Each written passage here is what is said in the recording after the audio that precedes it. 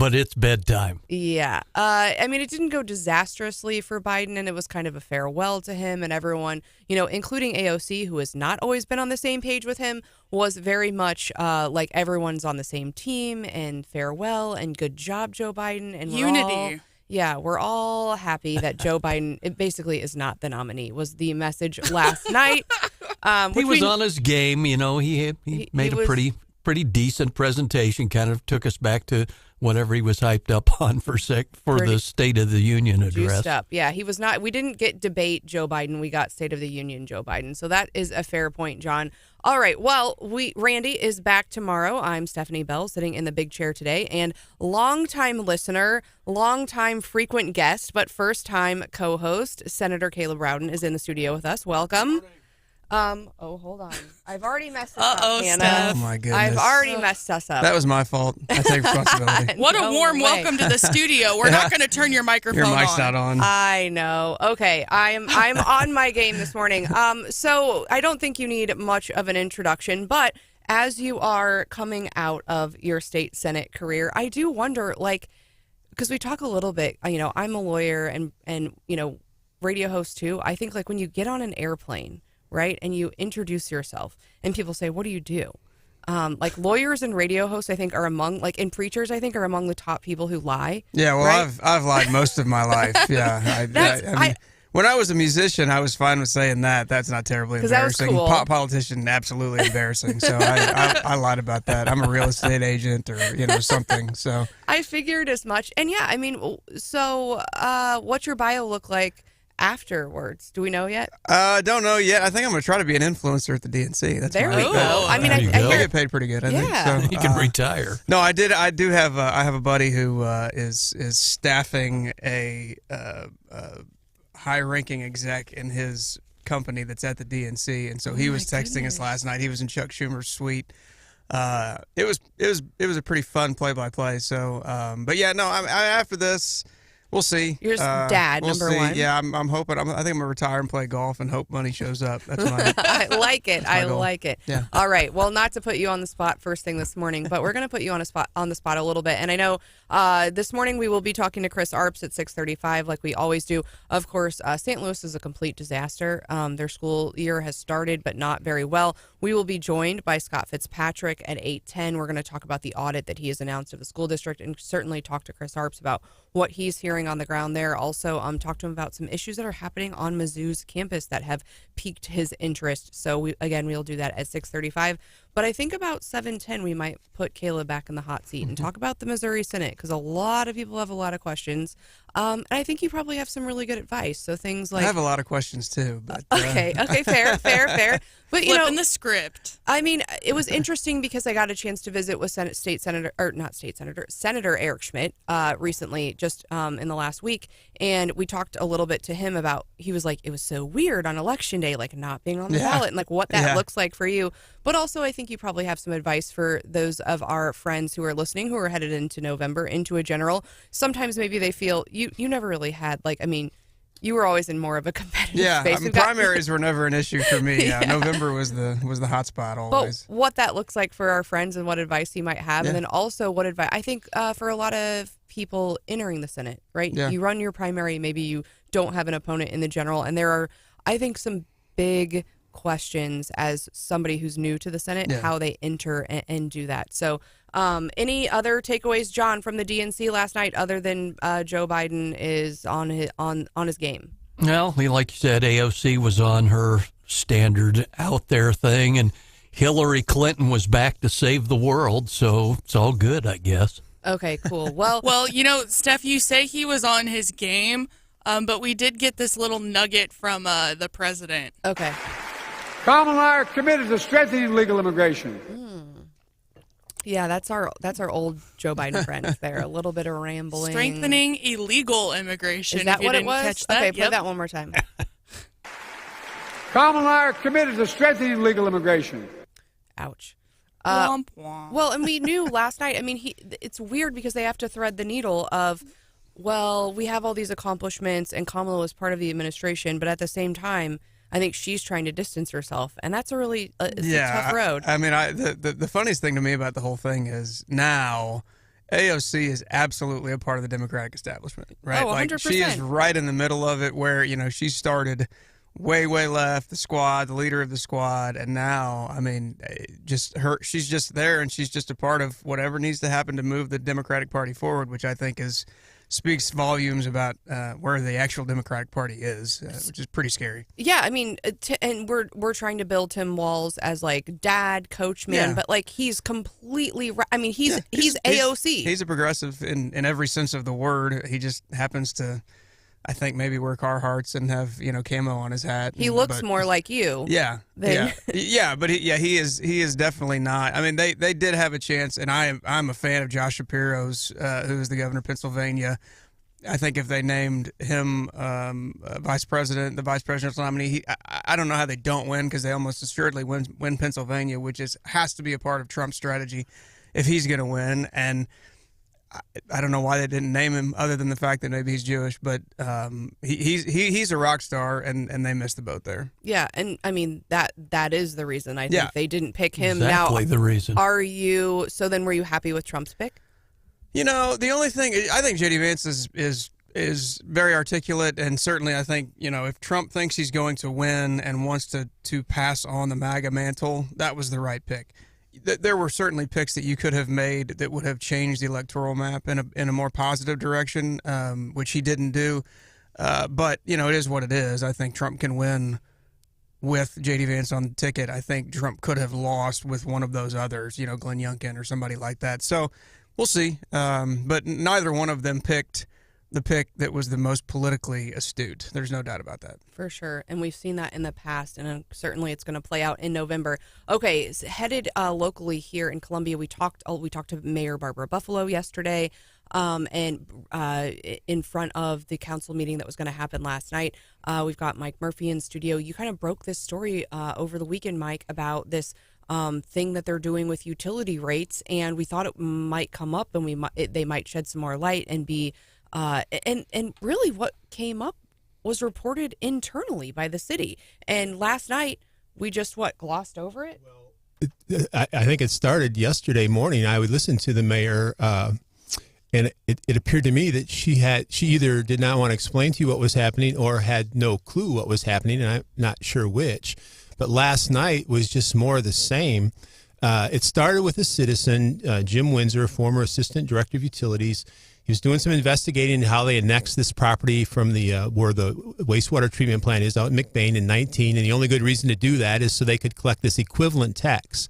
So the city's water and light department, their utility, has to pay, and the city charter pays an amount into the city's general fund, what would be equivalent, the charter's words, to what they would pay if they were a private utility. And that's what she was talking about yesterday with the tax in lieu of. Yes, it's called payments in lieu of. Yes, tax, there's two elements to that. One is a gross receipts tax, which is just like a sales tax. You see that on your bill. Everybody gets that on their water bill in Columbia and light bill. It says PILOT, and it's basically a sales tax. Another element of that is a property tax. So they would pay property taxes just as if they were a private entity. If the utility were to pay into the city of Columbia a rate that is the city of Columbia's portion of the overall, property tax that's collected in Boone County, the utility would pay in like $160,000 annually. But what the city has been doing since 1972 at least, and perhaps prior to that, is they've been collecting an amount to every single property tax that would be paid into the Boone County collector, and then dispersed out to all the school districts, all the fire districts, all the library boards, and that amount is like $2.8 million. So for all these years, they've been collecting $2.8 million, which you could argue they should be collecting in today's dollars, $163. This got called out to them by the citizen, Jim Windsor. The council assigned the city manager to go take a look. He issues a report. Sure enough, it's all true. There's no dispute of facts here. All that's true. So the bottom line really, though, is that if this money's going into GR, basically they're putting a big increase on. Last night they passed a rate increase. That's what's bringing it up right now, is at the same time they're discovering this, they're in the middle of raising water rates. So they're raising water rates. They voted to do that last night. They approved it. So they're increasing water rates 4.5%, which will generate an additional $1.6 million in dollars for the utility, while in the exact same time they're going to scrape out $2.8 million over to the general fund. we can argue all day about the charter, and it almost becomes irrelevant because there's this thing in the Missouri Constitution called the Hancock Amendment that prohibits municipalities from raising taxes without a vote of the people, without authorization from voters, and also clearly discusses that you can't hide a tax as a fee somewhere. And it's hard not to see how this isn't a prototypical raising a fee. It is, in essence, all you're doing is taking a fee and moving it over into the general fund where you can't get revenue there unless it's a tax. So we thought this would come up last night. It did come up. The city manager discussed his report. He talked about this for 10 minutes, gave a history lesson, talked, and never addressed any of the things that I'm just telling you about. So council members in the end just kind of nodded their head, and on we go about our business. So the presumption is we're going to go forward now knowing that we're certainly questionably stealing from the citizens, unlike what the charter would have called for, but we've been doing it forever, so that makes it okay. But number two, not addressing the Hancock issue, which really puts the entire city, to me, at risk for years of overcharging ratepayers. And I can't believe they don't want to step up and address this, but they're not going to. And they didn't even really discuss it. No, I think that was my question yesterday is what's the remedy? I mean, going forward, it was like maybe the city could accept some responsibility and address it themselves, or option two, lawsuit. Exactly. It sounds like we're headed into option two. All they got to do is say, okay, let's not take that $2.8 million. We're not going to raise water rates this year because we don't have to. The water fund is now healthy. And now we'll deal with this $2.8 million over in the general fund. Sure, a little bit of painful. They need to do that anyway. They're adding 31 positions this year, which makes it 120 in 3 years. Go address it over there. Get us out of this type of trouble that could be a massive problem for the city. Here's what's scary. I'm going to call the city council members this morning and begin polling them. I don't think any of them have a clear understanding of what's going on here. Just link them to your article. Where can we find this article that explains it in plain terms? I just don't feel like they put in the effort to understand what's going on. They'd rather just go along. Nobody wants to call out the city manager. Nobody feels confident enough to challenge him on this kind of thing. So this is how he's deciding to go forward. And I'll tell you what, this just to me has such a potential to blow up and backfire on him. Well, and certainly, I mean, rate increases are not something, that we should take lightly in the time that everyone's facing really high inflation, and they compound. They had a big increase not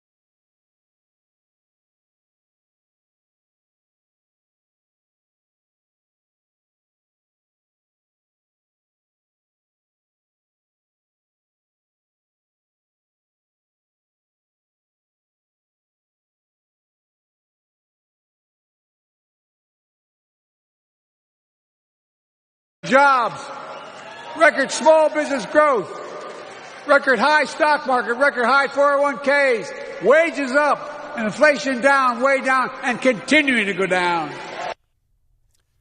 Daily DC Rundown, that's what they heard inside the hall at the DNC, but outside, dozens of protesters managed to break through the security fence on the opening day, and thousands hit the street to voice their opposition to the war in Gaza. A bunch of them holding signs and flags joined the march to the United Center, and several protesters who managed to get through the fence were detained and cuffed by police, and we saw officers in some of the shots putting on their gas masks.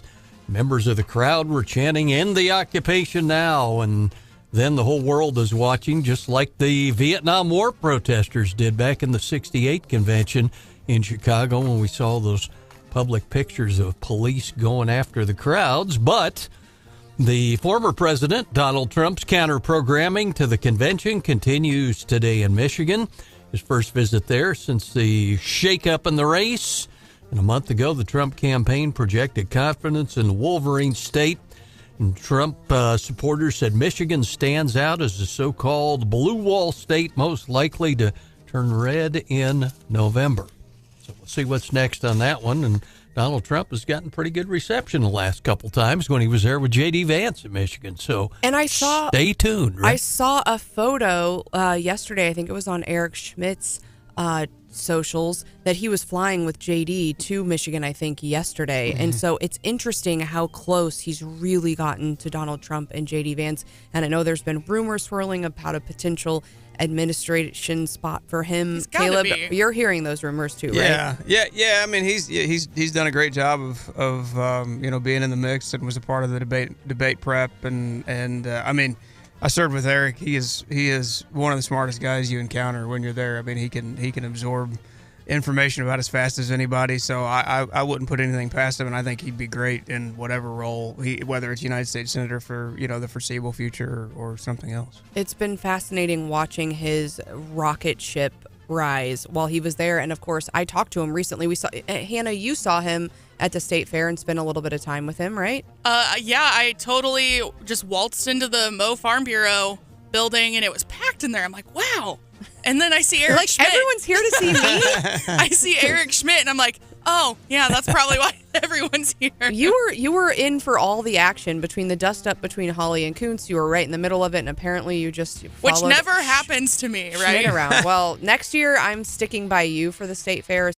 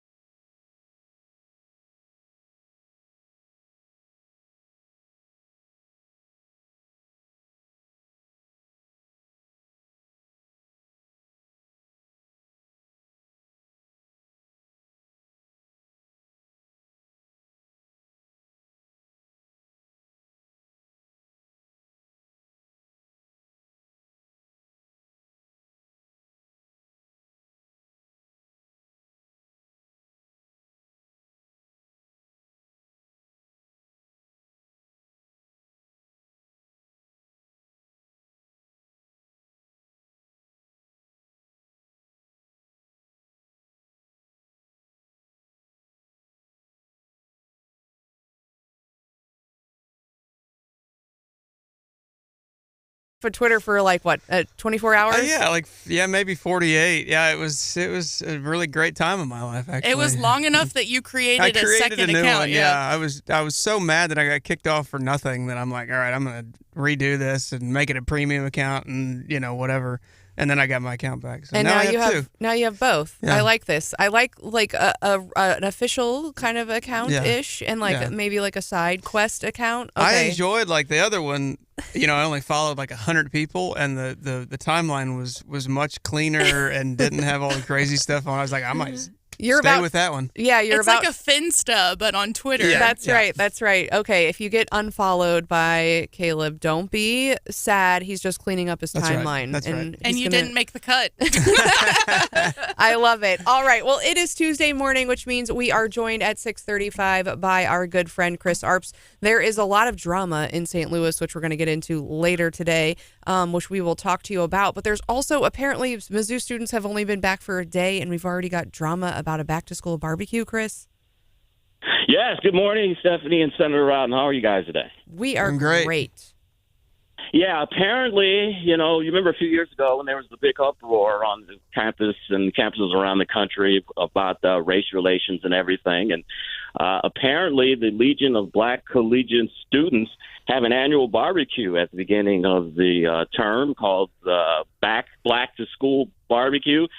And apparently the university has told them to change it to Let's Go Back Black and Gold to School or something along that, which, I can very, very lame. But, when you engage in identity politics and that's your forte, you can't be surprised when the university administration says, well, we don't want to offend anyone, so we're going to make everything as bland as possible. And that's what's happened here. Yeah, I see. I kind of see it two ways. And one that, why is the university micromanaging the student groups? Like, students do weird stuff. Like, they do a whole bunch of stuff and just, let them be students. But at the same time, I mean, Mizzou is one of the places where, especially over, the Hamas protests, and we didn't see any of that in the spring. Yeah. And so, I mean, kudos to the leadership because they've really, and having been in the national headlines, and Caleb, you lived and breathed that for a time. Yeah. I think something they're doing is working in keeping kind of unity and peace on the campus. Yeah. Well, the question I would have for you, Chris, was anybody upset about it? Was there other groups that were saying, hey, we don't like this, or what? Or do we know? Do we know how it became that they wanted to make the change? From the reports that I've read, I didn't see that any other student groups or anybody complained. I think this is just the administration there at the university just trying to be proactive and get ahead of this before any controversy could start.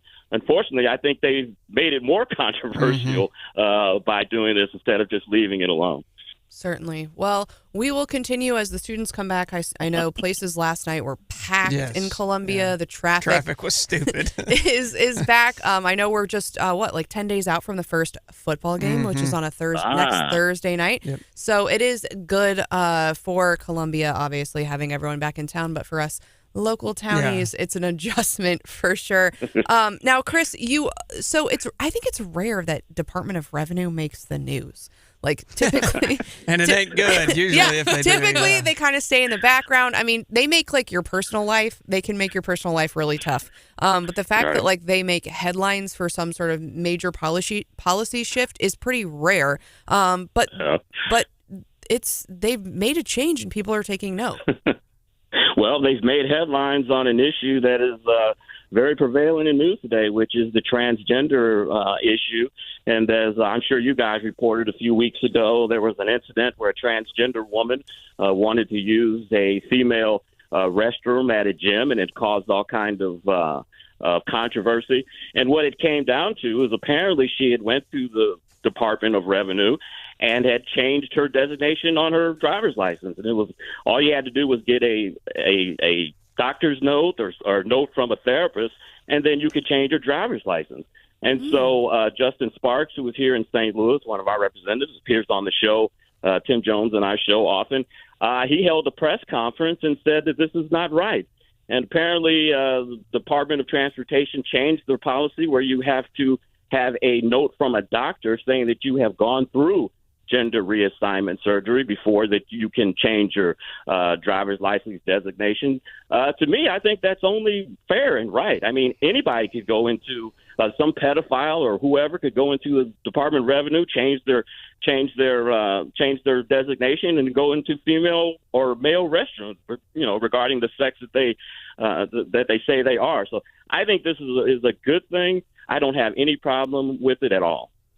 Yeah, I mean, I think it makes sense, especially if they're using it to use restrooms. If they're saying, I can go into this restroom based on my driver's license. I know in Boone County, I've witnessed like name change processes at the court, and that you have to show up in open court and swear to a bunch of things. And I witnessed one where someone was like, well, I go by Joe and I want to be, Jody or whatever. And, it wasn't just like checking a box. Right. I think that's, do we know what other states are doing there? I don't, but I tell you this, what I want to know is, say if I go to the beauty supply store or something and get some bleach cream, and I bleach my face and I become very, very light-skinned, and I'm bald, so I don't have any hair, but I put a wig on and have straight hair, can I go down to the license office and say I want to change my racial classification to white because that's who I identify with? I mean, that's how crazy this is getting, and I can see a case like that in the future. I mean, it's very parallel to me. Well, and just like, we know, it would be weird for you, I think, to do that, but we know certainly people who are, Caucasian looking have certainly claimed some sort of POC status to obtain some sort of advantage in the past. And yeah, what's the qualifier there? Like, do you have to have, 23andMe, or do you have to, do you just have to check the box on your ID that says you identify as, Native American or whatever it might be? Stephanie, are you saying I look weird as a white guy? Is that what you're trying to say? I think it was a white woman, to be very specific. I'd look weird as anything but a white dude. I know that for sure. Now, we're going to talk to State Auditor Scott Fitzpatrick a little bit later about his audit of St. Louis public schools. And that was announced, I believe, on primary day. And so that came, but we're starting to get more details about the kickoff for their year, the busing. I mean, it just sounds, from just reading the headlines, it sounds disastrous. You're there on the ground. I mean, what are you hearing from folks? I mean, it is just an absolute disaster. Yesterday was the first day of school. The Post-Dispatch was writing stories about kids having to take buses to school, kids having to take the Metrolink, having to take other transportation. The school boards, the school district's bus system basically dropped them last year. And it's amazing that a year has passed and they still don't have any type of plan to get these kids to school. The St. Louis public school system is an absolute disaster. I'm sure you guys have read about the superintendent who was fired after a year, or she's put on leave after a year for giving contracts to her friends that worked in her former school district. The school board had a $35 million in the bank. By the end of the year, they were $17 million in the hole. Spending is just out of control. The kids are not getting a quality education, as we know. And this is just another black eye on St. Louis, why businesses and people don't want to move here because of the crime and the horrible education system. Chris, jumping over to the national scene, I'm sure you're watching the DNC and all that goes along with that. I'm not, actually. Well, you're going to. No, the question is post convention. When do you think, and if when, will the shine kind of wear off the penny of Kamala Harris and she goes back to being the radical left winger that she is? I think the shine wears off Kamala Harris when the media starts doing their job and start asking about all her flip flops. Just yesterday. And she didn't announce it, but the campaign announced it, that she is getting rid of her Medicare for All plan, which she was proposing during the 2020 campaign. The campaign has also said that she's reversed her opinion on fracking and a whole host of issues. So I think once the public hears her and hears about all of these flip-flops, I think the shine will come off of the Kamala Harris penny real quickly. And on the flip-flops, do you think if elected, she just flips back? What do you envision by what are we going to get? That's what that's the question that the Trump administration and Republicans should be asking. Kamala, were you telling the truth in 2020, or are you telling the truth now? And I think that's one of the issues that they're going to have to press in this $100 million that the Trump campaign is going to be spending from here until Labor Day to get that message out. Who is the true Kamala Harris? And one of the nicknames that President Trump was trying out on her a couple of weeks ago was Chameleon Kamala, which I think is apropos. But I think the best nickname for her, and because of her rent control policies that she announced the other day, was Comrade Kamala. I think that's the one that's going to stick. I think it was comma, chameleon, right? Isn't that, I like that one too. It's pretty good. So, I mean, we know they're probably going to get a bump, right, out of the convention. Yeah. I guess the question is, what's the response from the Trump people? I mean, you advise candidates, you've worked with candidates, your wife's really involved in politics. I mean, we've talked about, are Trump's current campaign staffers going to stick around? Should he make a shift? I mean, what would your advice be if you were on the inside? Because a lot of people think he's been, this has been a huge shift and he hasn't appropriately responded. Look, there's a lot of speculation, even among the Democrats, that Kamala Harris may have already received her bounce. The Democrats are very unhappy. They were demoralized because they knew that Joe Biden probably did not have a chance. So there's speculation that she may have already gotten her bounce. And after the convention, everything may even out, and this race will be where many people thought it was going to be anyway. When Joe Biden was seen to be competent, was going to be just about even or tied. And that's where it is right now. Look, the media is making a whole bunch of hay about how much ground Kamala has made, and she's tied with Donald Trump. But I think the real story is having 3 weeks of glowing coverage of Kamala Harris, all of this free earned media, and she's only tied with Donald Trump. And in the polls where she is slightly ahead, she's only ahead within the margin of error. The race is equal. So I think that's the real big story, that she should be much farther ahead than where she is. And I still think this is a race for Donald Trump to lose. But as you've heard, look, I'm not saying anything original here. He has to stick to message, stick to her proposals, stick to her record, her and Walt. And I think Donald Trump should win this election. Not talking about how he is more beautiful than her or better looking than her.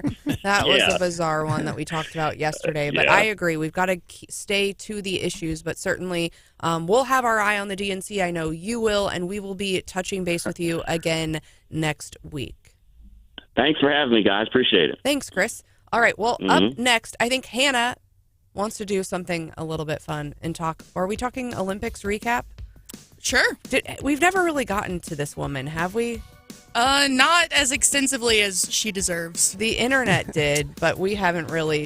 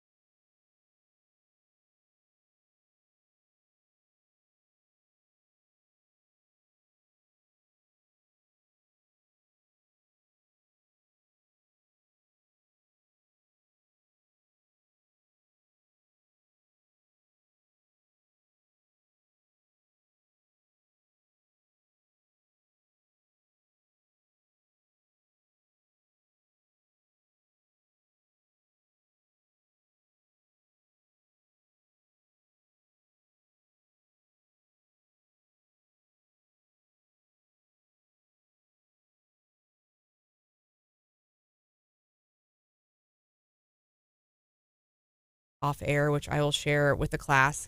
Oh, no, you can't say that one, Stephanie. Well, I think it was I normally hate the internet. I usually hate the internet. I'm not on there much. Yeah. But for this, I was here for it. And so was Hannah, because this Olympic Australian, and you have friends in Australia, Hannah, and I want to have a get friend. Okay, well, a friend. I have friends there too. I haven't talked to them about the national disgrace that was, what was her name? Raygun? Raygun.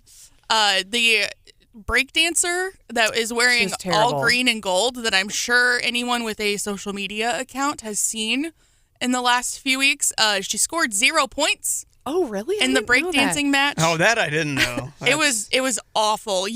I guarantee if you're on the internet at all, you have seen the memes or video clips. I didn't know she got 0. That's mean. What is that out of? 0 out of what? Don't you get like? I'm not sure it matters, but Don't you get like a couple points Yeah. for showing up, like No. writing your name? it's probably good that they don't have participation points in the Olympics, right? But That's probably good. yeah, so We're all winners. That's right. the New York Post did a story, and they're trying to dispel some of the conspiracy theories. Because people were like, Around- she just tricked the entire country Yes. to pay for her vacation to France. Yes, and there was a change.org petition.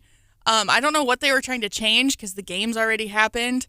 But basically, everyone's just calling out Reagan and her husband for saying they somehow manipulated the qualification process. How did she get in? That's a very good question. I know, and so sending some of the memes that we see to our friend in Australia, my husband and I. His name's Troy. He's like, this is so embarrassing, you guys. And I just tell him that it's nice for other countries to take a turn at the global embarrassment because we're usually, the butt of the joke. Yeah, I mean, there like the Olympics, as much as like, the opening ceremonies were horrible and weird and crazy, we got some really good memes and like stories out of this year's Olympics. Well, the bottom line is, should breakdancing and skateboarding be Olympic sports? I mean, come on. And Well, the Olympic Committee has actually said that the next Summer Games in 2028, breakdancing will not be a part of those games. No. And this was the first Summer Games that breakdancing was a part of, so it would appear that they are a one and done. Good. They can replace it with pickleball, and the kid from Ashland can get the There gold. you go. I like want that so I bad. like And that. I saw like some major debate going on Twitter between like, what's the difference between a sport and a game? And I think for a long time, you're just like, I think that's a good question, because is breakdancing a sport? Do we reserve Olympics for sports? I mean, you don't play cards in the Olympics. That's more of like a game. But I think there are some things where you have to question. I mean, I think like rhythmic gymnastics, they still do that, like with a ribbon and right? And you're like, is that a sport? I don't know. Well, we looked this up a few weeks ago when we were talking about pickleball in the Olympics. And I guess the earliest that pickleball could be considered for the games would be 2032. Oh, Just because they look at, how long it's Our been. friend, it's Dylan, right? it won't from be a Ashland. fad then at that point. Like, it'll be out. Yeah, so, maybe we'll see. Stay tuned for 2032. 2032. You can be old and play pickleball. I mean, that's like kind of the thing, the whole vibe. Oh, right? yeah. I mean, Jennifer Bukowski's really great at pickleball, so She I hear is. maybe she'll be an Olympian. I'm just ooh, I super like it. happy that this gal was able to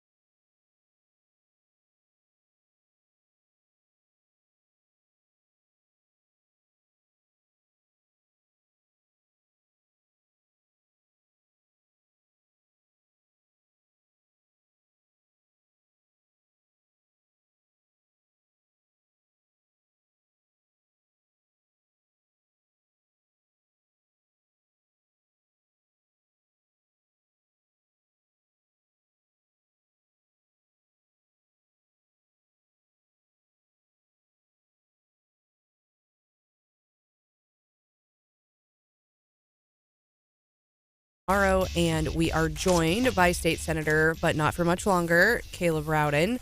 And also, we were just recounting that Scott Vaughn did a lovely karaoke moment on our show yesterday. Recounting, having traumatic flashbacks. But we haven't talked yet though about are we going to revisit your singing career? I mean, is that what we're going to go from state senate back to singing? Pretty unlikely. Are you raising musical kids? Is that like part of what you want to do? My oldest probably not.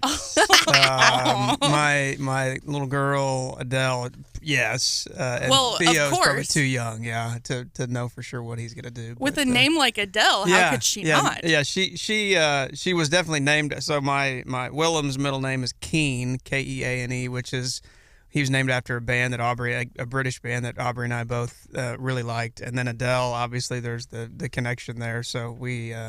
And then Theo's named after nobody. So I love somebody who's super musical, and that's what I really love about President Trump. He has like cool playlists. Yeah. Do you ever like pay attention to like what's on his I've seen playlist? a few. Yeah, it's pretty good. Did you have like an election day playlist when you were? My primary, which we said this earlier, I didn't have, other than my first House race, didn't really ever have a serious primary. But my primary day ritual is that every primary day since 2012, I've played golf.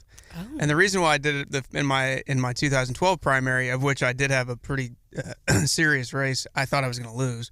And so I was like, I'm just going to play golf and it'll be fine. So then it became a thing where, okay, got to keep doing this, got to keep winning. So that was my one election day thing. And then on the general election, we always went to IHOP at 5 o'clock in the morning after we put signs up. Yeah, I like that. And you're wearing the Titleist hat today. For those who are viewing us on Facebook or YouTube, you can see State Senator Caleb Rowden in studio.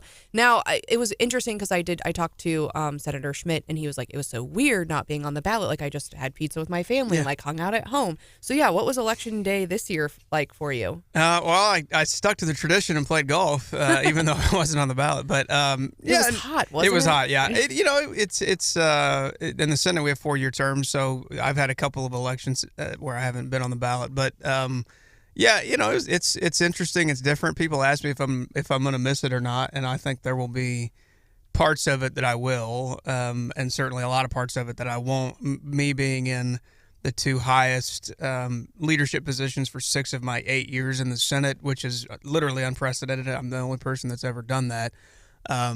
Comes with a lot of stress and pressure that just a rank and file senator would have had. So yeah, I mean, it'll be interesting to see what the world looks like after this, but I'm excited to see it. Caleb, we were at the Memorial 9/11 stair climb a few months ago, Hannah and myself and a whole bunch of folks, and your dad was there.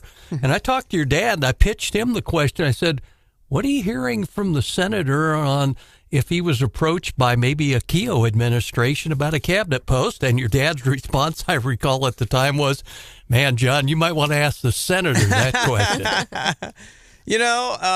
I have a great deal of respect for Senator Governor, soon to be real Governor Kehoe, and served with him in the Senate. The really interesting thing about where I am and how I got here is I never thought I'd be doing any of the things that I'm doing. And so my kind of default answer, which sounds cliche, but it's actually real, is I'll never say no to anything because I don't know what's coming. I never thought I'd be the majority leader of the Senate or the president of the Senate or a senator at all. So, we're taking it as it comes. And, Governor Kehoe, I think, is going to be a tremendous governor, one that is uniquely positioned and situated. He'll have issues. The Senate, which I think we're going to talk about here in a minute, the Senate is an interesting place. It'll come with some new variables this year, but I think we have a chance. This is kind of a crossroads, and I think we have a chance to do some incredible stuff in Missouri and set us on a path that could be, generational in its impact. And so whether or not I'm a part of it, I'm going to cheer Governor Kehoe on as loud and as hard as I can. Do you think there'd be any kind of, I don't know, maybe the names out there, talk about agencies, something that might be a really good fit for you, though?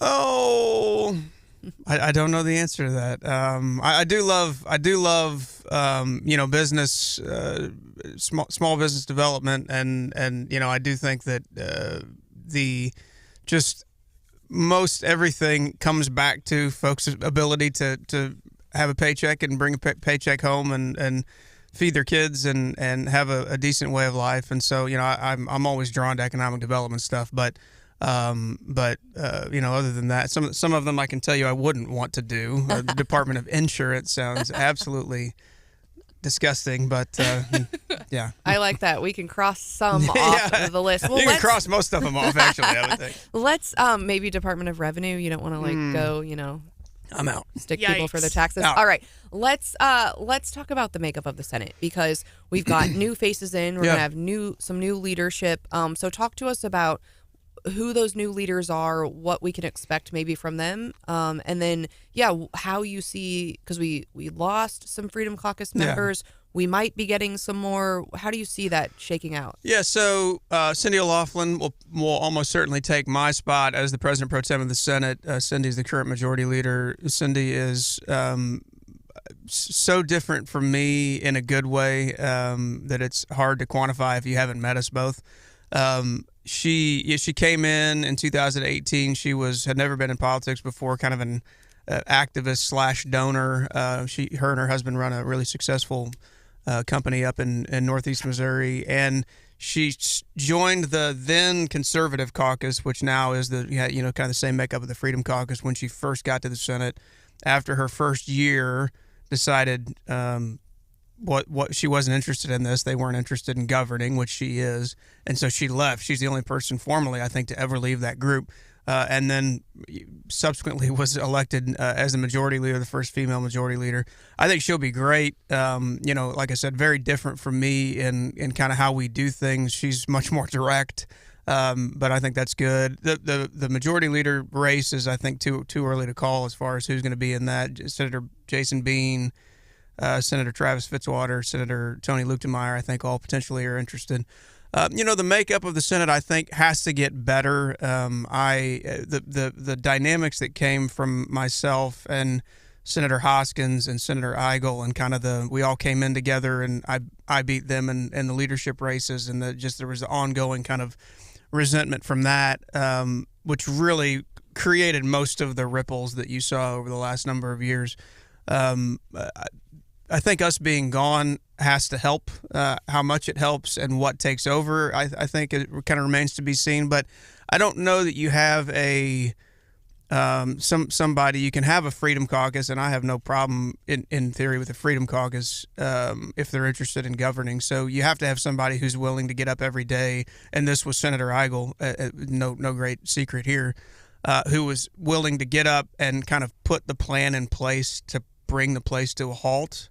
I don't know that person exists. I don't know that they don't, but I don't know that they do. Most of the folks that came in that might be a part of that group, I think, generally are still interested in governing, which I think is a good thing. And so, we'll see. There's a lot of unknowns. I think it's better, but it's going to be different. Yeah, I mean, I had some really candid conversations running into Bill Eigel, just one-on-one, and he liked to kind of tease me and be like, you don't really like me, and I'm like, honestly, we agree on the issues a lot. Like, I don't like your tactics, but if we were all on the same team, man, we would be getting some really great stuff done. and that's the thing that I tried to tell people who were upset about positions I was taking when I kicked them off their committees, or all of these kind of flashpoints that we had over the course of time. Our disagreements were hardly ever on policy. They were always on process, right? And or on personality. Well, yeah, sometimes personalities, but I tried not to. And look, I the night of the election primary night, I was in Jeff City. I texted Senator Hoskins and congratulated him, and I told him I think you're going to be a great Secretary of State. I texted Senator Eigel and said, you ran one heck of a campaign and did a heck of a lot better than folks thought you were going to. I don't dislike these guys, right? I think that's one you see online, and which is why I don't get on social media very much anymore. But you see this kind of replacement of, okay, we disagree on tactics, for, okay, this person is literally a terrible person whose underlying motivations are to destroy our state or to destroy our country. It's not true, right? And I had many disagreements with Senator Hoskins and Senator Eigel over the course of our time. but they were interested in doing the same stuff I was, right? And so as long as you keep that in mind, you can always kind of get back to the place that you need to. If you get to the point where you think, okay, and I'm not saying this isn't always the case, but if you can get to the point where you're saying, okay, the other guy agrees with me on where we're going, we said different ideas about how to get there, it's hard to hate those people or really, want to. So I think the Senate's going to be a interesting, fun place to watch. Like I said, it will be different for sure. I don't know. Is the state Senate typically a fun place? It can be. It can be. I really enjoyed. There will be parts of it that I will miss, and I was fortunate enough to be in a bunch of important conversations on big things getting done. But yeah, there are. If folks recognize that you're there for a moment, and now my moment is quickly leaving. But if you're there for a moment and you only have so much time to accomplish the things that you want to accomplish, it becomes less about you and becomes more about the things that you're doing, which I think is really what needs to be the case. So it can be fun. It should be fun. That should be a place where folks, yell at each other. And this is the way it used to be: yell at each other on the Senate floor and then go out and have dinner afterwards. If you have those relationships, everything else will take care of itself. The problem is that recently those relationships have been a little fractured, so that makes it tough. Yeah, they've really broken down. It's interesting that you described it as a moment, and I think, we don't have time here to debate all of the ins and outs of term limits.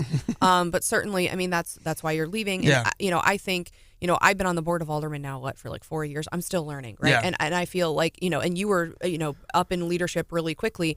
So when we talk about these new senators coming in, I feel like you got to sit around, you got to learn. Yeah. I mean, that's tough, but you've only got 8 years. So what's your advice to someone who's coming in as a first-time senator? Maybe they were over in the House or maybe not. Yeah, well, I think everything is about relationships. That's my main advice for everybody. So you can learn more by being connected to and having relationships with folks. You're either going to spend your time, and you only have so much bandwidth, right? So you're either going to spend your time and your bandwidth trying to find ways to put your name in lights, or you're going to try to find ways to get things done, which then also will get your name in lights. So you can get your name in lights one of two ways, which a lot of politicians are interested in. It's just that one of the paths, which ends up being much, much harder to do, but one of those paths allows you to get stuff done in the process, right? So I think you're seeing this kind of pendulum shift back toward the general population just saying, okay, enough with the theatrics. We want public servants, maybe less politician, public servants who are interested in doing things for their communities, doing things for the right reasons, and we want to reward that. That's my hope is, and maybe this election is not the time where that manifests itself, but I think that's coming. But yeah, I mean, for new folks, you just have so much time and bandwidth, and you got to use it one way or the other. All right, John, we got about 30 seconds here. Senator, quick answer. Are you still glad you pulled the plug on your run for Secretary of State? Very, very, very, very, very glad. Very glad. You didn't want to run against Valentina? Come on. What did she get? Like 9th out of 8 or something? Yeah, she didn't get come close. Yeah. We're all thankful for that. But maybe she got more than 0 points, like our Australian breakdancer. I did have one guy who said, I wanted you to run so that we could hear what she said about you, because she said crazy things about everybody else, and I'm the rhino, She right? did. So like it could have gotten real awkward. That's true. All right. Well, we are glad you are here with us and for your insight. I think I think everyone's kind of looking forward to that Missouri Senate in the spring and to see how that shakes out. And your insight's certainly helpful there. But we have to get to What's Hot with Hannah coming up next. Hannah, what you got for us? I need everyone to strap on their maturity hats for this one. Okay. All right. So, That might be tough. yeah, prepare yourself. All right.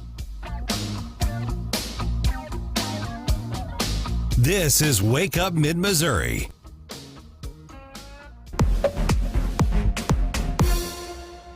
There are crazy positions on the far left and crazy positions on the far right. On the left, there are people who believe a man can get pregnant, that the world is going to end in a decade if we don't cap carbon emissions, that the real purpose of the American Revolution was to preserve slavery. On the right, there are people who deny the Holocaust happened, who believe that whites are inherently superior to other races, that no one should pay taxes. But there's an important difference between these two extremes. The crazies on the right have no voice. they are shunned. They live mostly on the far fringes of the internet. The crazies on the left have a loud voice. They are celebrated.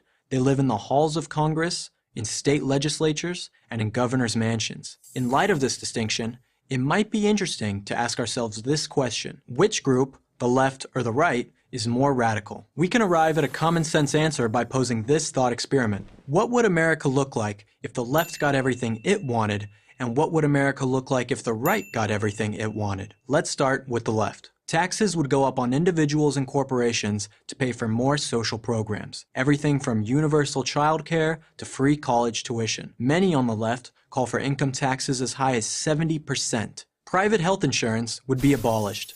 The government would provide all healthcare services. Everyone in the medical field, from doctors, nurses, and administrators, would be government employees. Americans would pay for this government healthcare through much higher taxes. Illegal immigration would be decriminalized.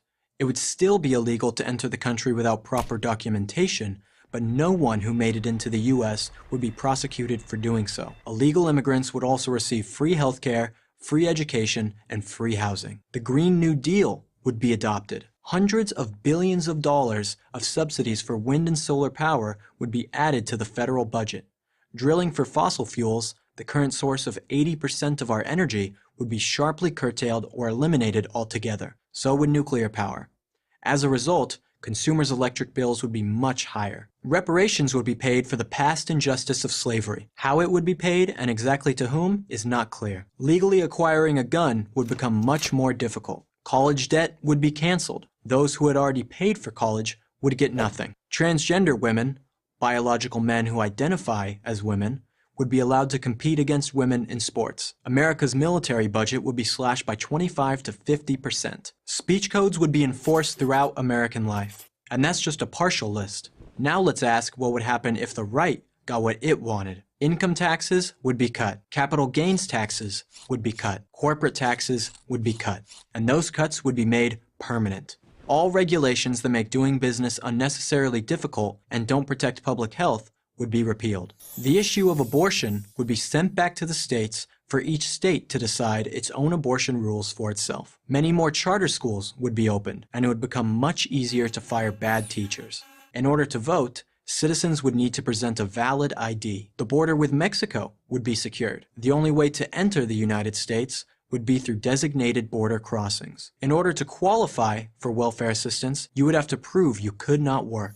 The healthcare system would be open to free market reforms. For example, insurance companies could sell policies across state lines. Students in elementary school would recite the Pledge of Allegiance at the start of each school day. So what can we conclude from our experiment? It's not hard to figure out. If the right got everything it wanted, the government would get much smaller. The citizen would have more freedom. If the left got everything it wanted, the government would get much bigger. The citizen would have less freedom. You're not radical if you want America to be what it's always been, committed to individual liberty. You're only radical if you want to fundamentally transform America into something it's never been. Which country do you want to live in? I'm Will Witt for Prager University.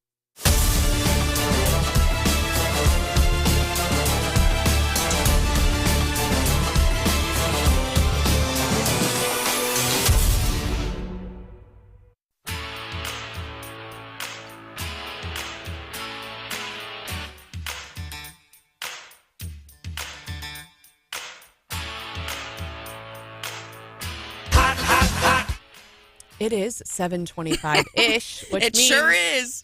we're blaming the senator today. Oh, It's yeah. all his fault. Yeah, burden of being a guest on the show is we blame you for That's fine. I've been blamed for a lot of stuff in the last few years, so all good. All right, I gave everyone a few minutes to strap on their maturity hats, their maturity pants, to pick up their heads out of the gutter, Okay, we're if you trying. will. John, you're the How'd one I'm that looking work? at. Yeah.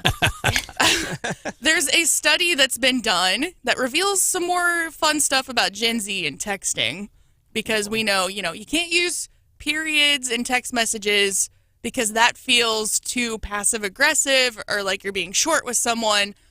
Now, apparently, naked texting is a thing. And of course, Naked texting.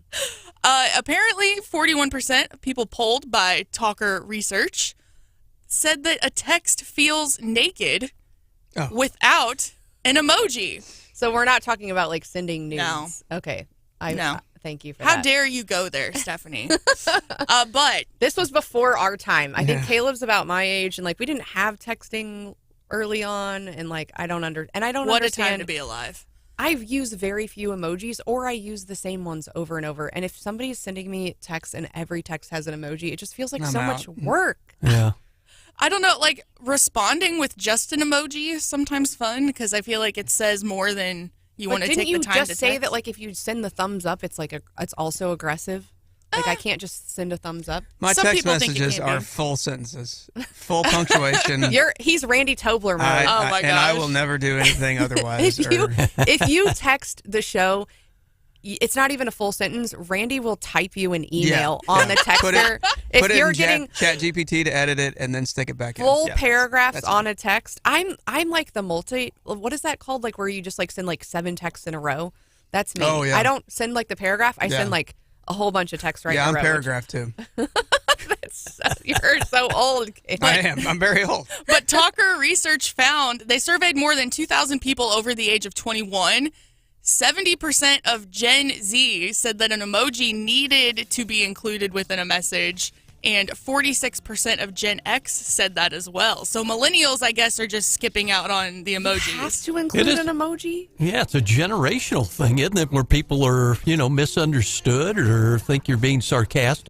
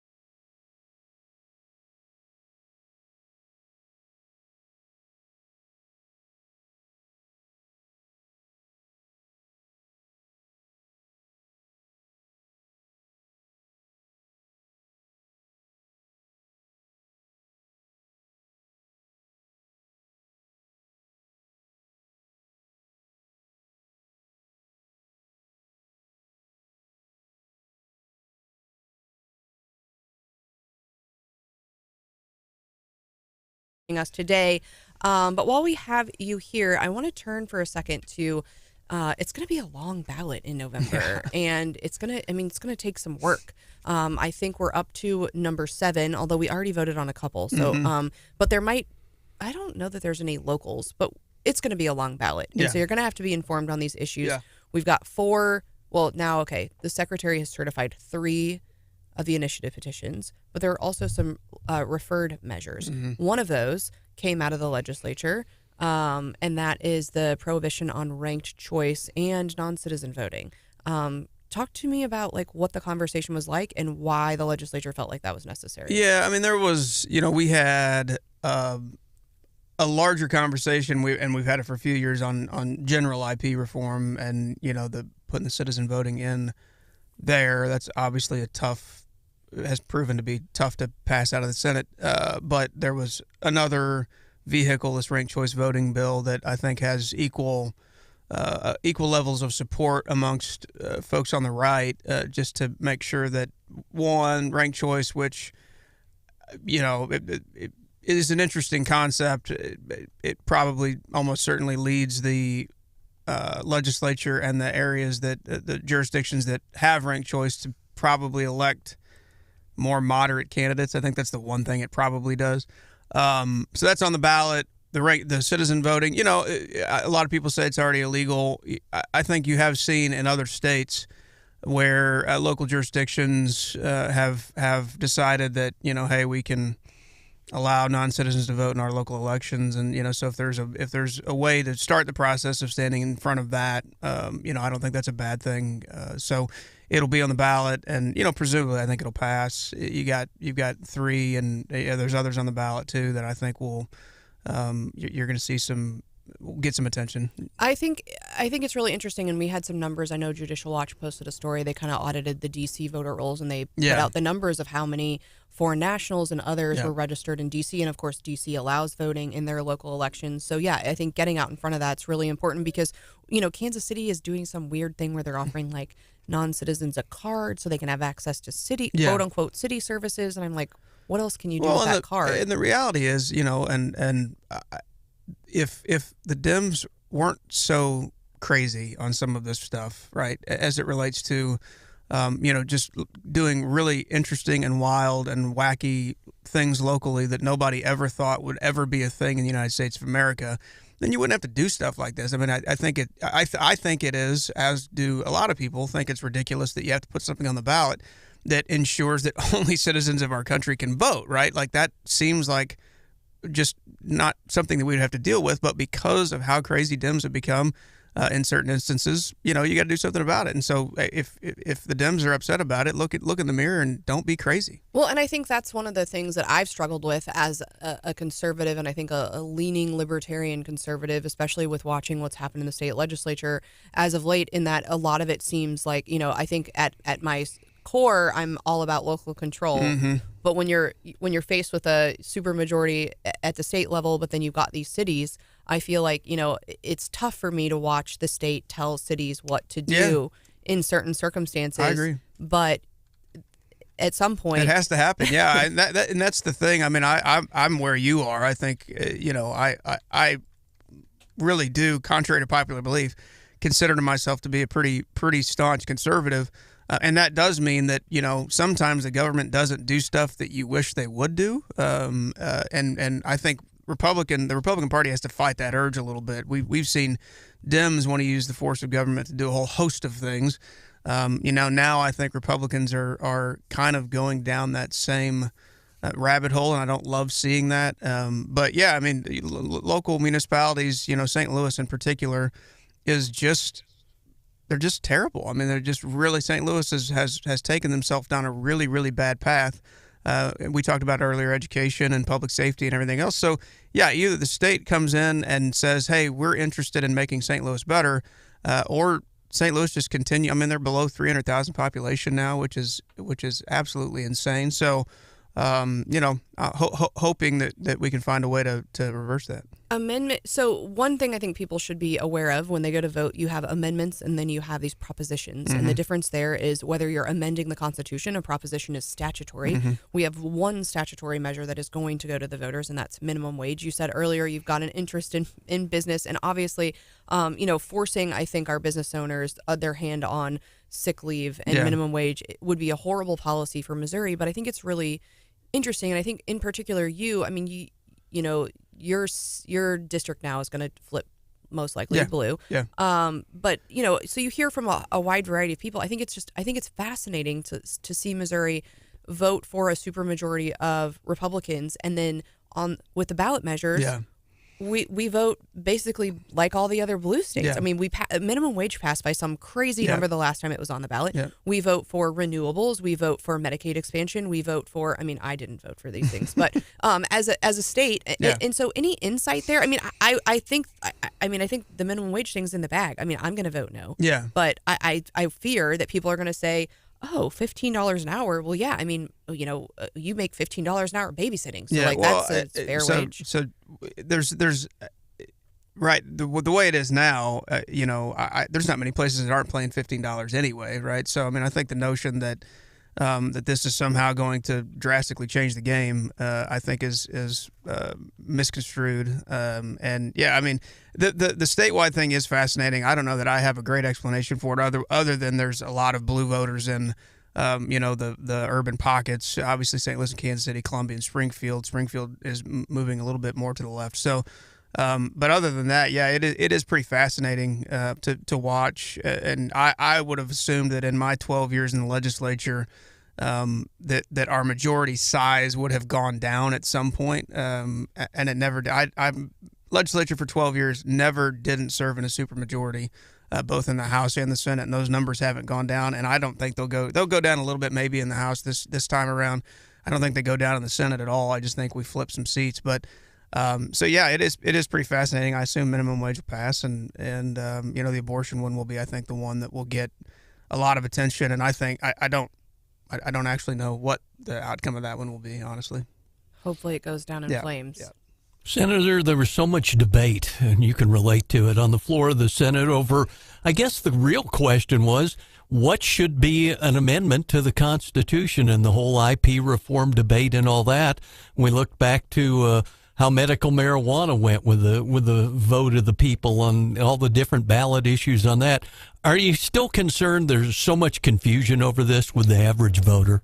Yeah, I mean, when you have, to Stephanie's point about how long the ballot's going to be, when you have 8, 9, 10 amendments and propositions, and whether they be local and or state, yeah, I mean, folks are going to run out of bandwidth, and they're going to make hasty decisions and uninformed decisions one way or the other, and usually that is no. Usually, if they don't know something, they vote no. That's been pretty proven over time. So, yeah, I mean, I think there's, and I've struggled with this issue a lot because I think the IP process is, our IP process is not terrible, but if you have money, obviously, it's not particularly complicated to get something on the ballot. So, the notion that IP reform would fix that, I think, is not necessarily right. And also, I think all IP reform does is make it even more easy for folks who have money to achieve their thing, and make it much, much, much less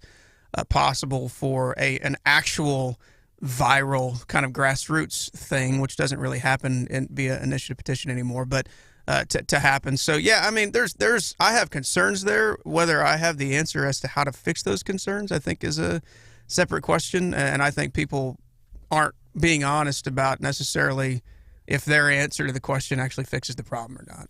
I feel like since I'm sitting in Randy's chair, maybe I'm being a little bit of like Randy Poopy Pants today, and like Chicken Little a little bit. We were talking about concerns, and I think he kind of gets in a mood sometimes, and he kind of feels like the world's closing in. But I think one of my main concerns where I think the university has been. I mean, obviously, it's so important for Boone County, it's so important for our state, and its perception and its status, I think, has changed tremendously since you were first elected. I think, I have serious concerns. Obviously, we just elected a congressman from St. Louis. We no longer have like a rural mid-Missouri congressman.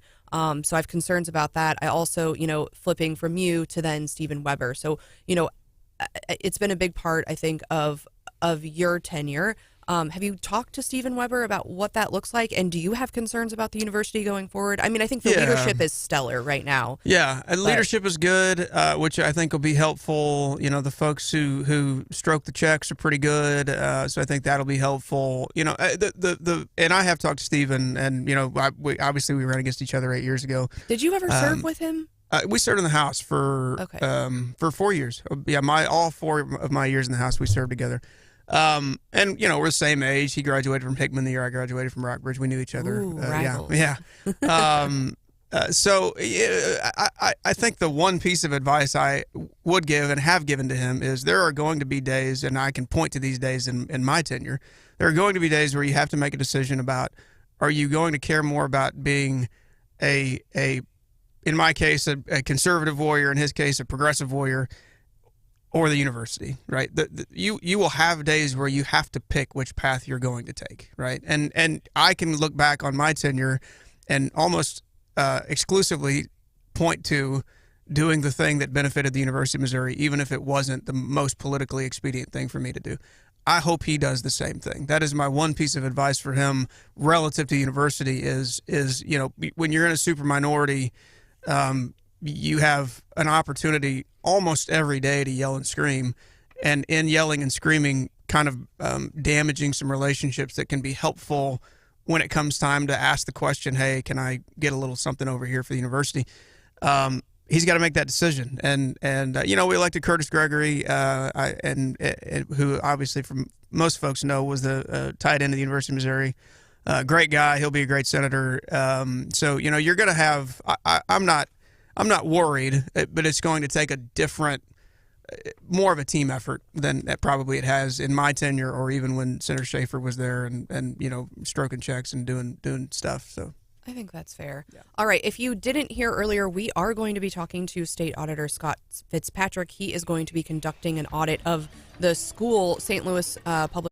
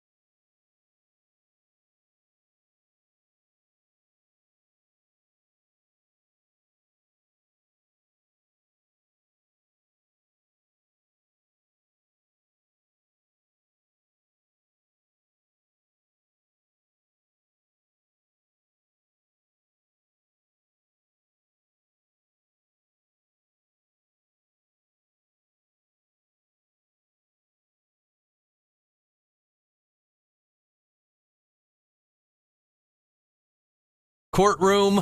16-year-old girl was in court on a field trip when she fell asleep during the judge's 45-minute address between hearings.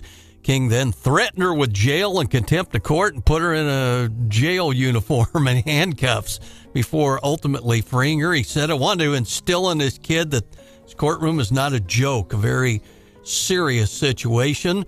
The leader of the nonprofit that organized the trip says maybe the kids should have just been simply asked to leave the courtroom if the judge thought they were disrespectful. Judge said he reached out to the family with an offer to mentor the girl, but has not received a response. One bailiff remarked to the TV guys that this judge once sentenced a man in his courtroom on vandalism charges to wax the floors in the courthouse and shampoo the rugs in his chambers. Now you know the rest of that story, and I think somebody tried that in Judge Crane's courtroom in Boone County, the outcome might have been the same. I mean, I think people get such the wrong idea about court from TV, right? And they just think it's going to be so exciting. And actually, you know, it can go on for a very long time and be... Are you calling it boring? It can be really boring. And I think we've seen pictures of, like, judges falling asleep presiding because they're just like, oh, this testimony. Trump fell asleep in his court hearing, didn't he? Allegedly. But, you know, you got to get all the facts on the record, and sometimes it can make for some very long days.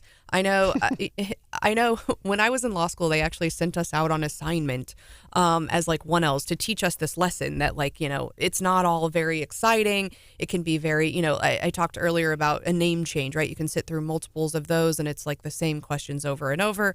Not very exciting. I guess when someone's like kind of changing their name from like Joe to Judy, that was about as exciting as it gets, but most of them are due to like marriages, divorces. What about some of the big questions that even come before the high court, before the Missouri Supreme Court justices? Those can get awfully in the weeds too if you ever had to sit through some of that testimony. They really can. And when I went out, so I left the law school, I go to learn my lesson about boring court. I show up in the Boone County Courthouse and they have a murder trial going on. Oh. And literally they're like holding up and they're like, the bloody glove. It wasn't a bloody glove, but it was like a recreation of like someone's head that had been like bashed in or something. And it was like watching Law and Order. And I come back and the teacher's like, yeah, you did not learn the right lesson. You just happened to show lucky. up on an exciting day in Boone County. And I know, you know, Brian is over there, you know, a lot. And we get a lot of kudos for Brian because he watches the courthouse like a hawk, like almost no one else does. And so you get a lot of the inside details here. But John, you've spent a lot of time at courthouses. You ever take a little nap? No. If you'll recall, our friend Judge Byron Kinder in Cole County would probably take a very dim view of that. I think probably. Catch a gavel to the side of the head. Hannah, at the least. You never napped during your Mizzou classes, did you? At home or in the classroom? Oh, yeah, you barely went to class. For real. Yeah, I was not a great college student. Remember last year when I got summoned for like federal jury duty and I was all excited? Oh yeah, it was like a 2-week period and I didn't get called in. And it was one of those things, I'm sure when I showed up and said, hey guys, I work in the media, I probably would have got sent home, but I was kind of sort of hoping to get some of that courtroom action, you know. I had a Cole County assistant prosecutor one time when I was called for jury duty, looked at me and said, what are you doing here? I said, I was called for jury duty. He says, get out of here. You probably know more about the case than we do. Oh, no. Well, I got sent a thing in the mail, and it said I was required to fill it out, and it was a questionnaire to see if I was eligible for the jury duty pool. And so when I got a summons after that, I'm like, well, I guess like they know I'm in media. They know the company I work at, and I still got picked. You get a special exception for all sorts of trials when you're elected, right? Have you ever served on a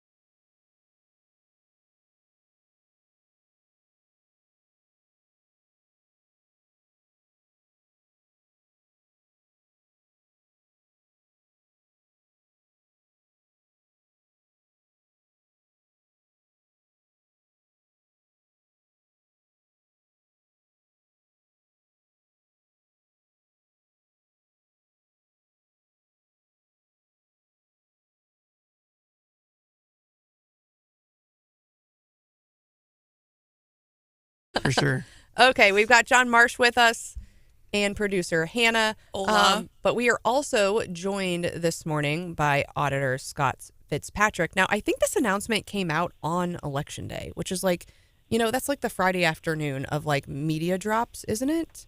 Yeah, to get a little attention. Was there some? Because not otherwise on the you would have a ballot. boring Yeah. Election Day, I guess. So talk to us about this announcement about an audit of St. Louis schools, and specifically the timing. Like, what led up to it? Have you been looking at it a while? And then what finally was, the straw that you said, yep, we're going all in here? Well, I think we did. I think we did it on Thursday. Okay. So it was 2 days. Yeah, 2 days after the election. Fair. And the election. Yeah, the day of the election would have been an interesting choice for sure. But so we update our audit plan every 6 months, which is basically planning out or on a rolling 12-month basis what our audit work is going to entail and what entities we're going to audit. And I had made a commitment when I ran for auditor that we were going to begin auditing more public schools because very few of them had been audited in the 14 years in the past that the auditor's office has had that authority. And we spend a ton of money. It's the second largest expenditure of state funds is on public education, and we were basically spending none of our audit resources auditing schools. So I had concerns with the St. Louis Public School District, just the proficiency level of the students. Like 80% of the kids can't read on grade level in St. Louis Public Schools. There was also a lot with the real estate portfolio of the school district. They have, tremendous numbers of buildings that are just falling apart that are not in use. And they have, at least outwardly facing, no plan on what to do with those buildings that are crumbling, whether that's to sell them or to figure out something else to do with them. So there were various things going on that had actually already caused me to put the St. Louis Public School District on our audit plan, and we were planning to begin that audit later this year. But with all of the things that were coming out about the district and the transportation issues that the students were going to be facing as school began, as well as the allegations of no-bid contracts that were being awarded to people with close ties to district leadership, and the employment contracts being granted to people around the superintendent, there was a lot there that made us think that we probably should go ahead and get in there sooner than later. And so we changed our plans and began that audit on August 13th instead of later towards the end of this year, which was our original plan. So, Scott, talk to us a little bit about, one, the process of the audit, specifically as it relates to a school district.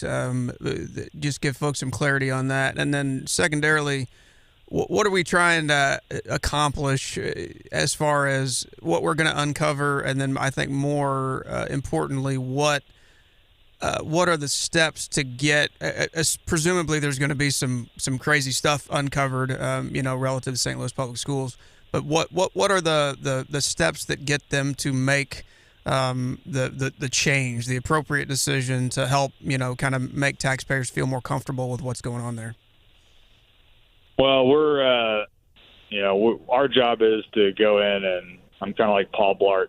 We observe and report, and then it's up to really the leadership of the district and the voters that elect the school board members to make sure that the recommendations are implemented.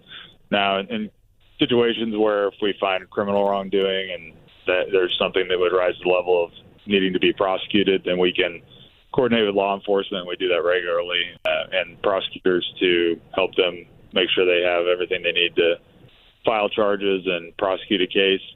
But in issues where it's just severe mismanagement and, basically really bad decision making, we can highlight that and, put it in the report. And basically we provide recommendations that hopefully the board or whoever is running the district will implement. But we don't have really any authority to enforce the recommendations if they don't want to follow them. And really, at the end of the day, it's the accountability lies with the voters of the district. But the process, in a lot of audits you go in, there are a lot of audits we're required to do, and we go in without really any idea of what might be going wrong in whether it's a school district or county or whatever. In the case of the school district, we have a lot of things that we're already concerned about as we begin the audit. And so we know that we're going to be looking at those things, the procurement procedures, have they been following their own internal policies on procurement, as well as if they've been following state laws relating to procurement in terms of giving employment contracts, if they followed policies and relevant laws and doing those things. We are going to look at all their buildings and what's going on with their real estate portfolio and what they are doing with it and what their plans are, if they have any plans to sell some of those buildings or if they have plans to use them in some other way, and how much money are they spending on trying to maintain this huge number of buildings they really don't need. So we're going to look at things like that, but we also go in and we do survey work. We talk to district employees that have responsibilities over the accounting functions and various other functions of the district, and that survey work and those interviews that take place with the employees will help guide the audit work moving forward and determine the areas of concern or areas that are significant in the context of the audit that we'll look at. But we won't know what those things are until that survey work gets done, which will be a little bit from now, after we have had the opportunity to get in and talk to district staff and request some initial documents. Scott, how much of a red flag is it for when they had a $17 million surplus in the district and ended up with a $35 million deficit? And on top of that, the superintendent stepped down kind of unexpectedly. I mean, it sure seems like a big red flag. Anytime you have a significant budget deficit, that's definitely an area of concern. And so the deficit at the time that we announced the audit was an alleged deficit. I hadn't seen any of the documents. It seems like in some of the things that have been said by the district since then, it looks like they certainly do have a deficit, and they're essentially saying that they have a really strong fund balance that allows them to operate with a deficit for a period of time. But we're definitely going to look at the budget, and we're going to look at what led them from going to having a $17 million surplus to having a $35 million deficit over the course of a single year. We know a big part of that is the transportation debacle they're dealing with, where they were spending $26 million a year to get all their kids, transported, and now they're going to be spending $40 million a year, and they still don't have a plan for thousands of kids to get to school. So, that is a significant contributor to the budget problem. But they also have given out. We're losing you just a little bit. I hope you're not on the right road. Now. Can you hear me? Yeah. Oh, sorry. So we're going to look at, you guys have a significant budget deficit. What is your plan to get out of that situation? Are you going to be able to turn this around before you run out of cash? And because obviously it's a big school district, it's a very important function, and for them to provide an education. And if they run out of money, they're not going to be able to do that. So when we talk about that final audit report, when are we, post to your website? It'd be, huge news, I think, and a lot of people would be interested in that. What's the timing in looking for that? We're going to push as hard as we can, but a lot of these things are very dependent on cooperation from the district. So we have to give them sufficient time to respond to document requests, and then we have to have time to evaluate that, have any follow-up conversations. And then another thing that takes, everything we do has to be done to government auditing standards. We can't cut corners on this work, and when we release the report, the board has to have the opportunity to respond to anything that we determine as an audit finding. So once we formulate the report and we have all of the findings that we think should go in the report, we have to give the board an opportunity to review that information and respond to it, and basically provide their explanation for the findings and why those things have happened, and give them an opportunity to either agree with them or disagree with them. And then so it's a process where there's a lot of back and forth, and the level of cooperation we get out of the district is going to largely drive the timeline. But in most cases, these audits of a big entity like this can take a year. It's a long process and it's a lot of work. And ultimately, the report, when it comes out, goes through a lot of review, multiple layers of review before it even gets to me to do a final review of. And because we have to make sure that what we're putting in the report is well supported by the evidence gained during the audit, and that the findings are fair and unbiased, and that they're objective. So I think that makes sense, and I think undertaking such a thing, you could expect a timeline like that. Now, one thing we've been talking about this morning, Mike Murphy here at Zimmer is all over the story with Columbia and their utility rates, and has been suggesting that perhaps they are sweeping money that should be dedicated to utilities off into their GR.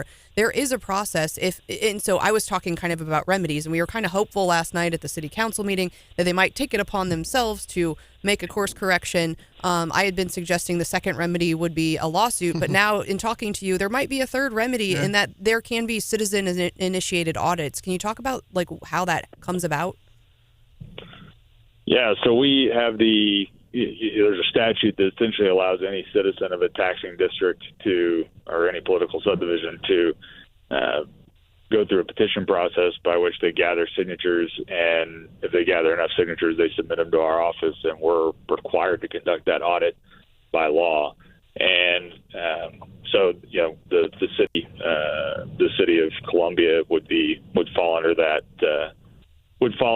But we also, with the help of the members of the legislature, including Senator Rowden, were able to get a bill passed this year, that House Bill 2111, which gives us the authority to, if we receive a whistleblower complaint and we investigate it and it's determined to be a credible complaint, then we can make the decision to move into an audit if we think that that's necessary. Was this the Star Wars bill? With all of the epic Star Wars posts, it was. Yeah, you're gonna have. Star Wars. I don't know how you're gonna one up that next year, but we are waiting to see what next session brings. Shout out to Trevor Fox.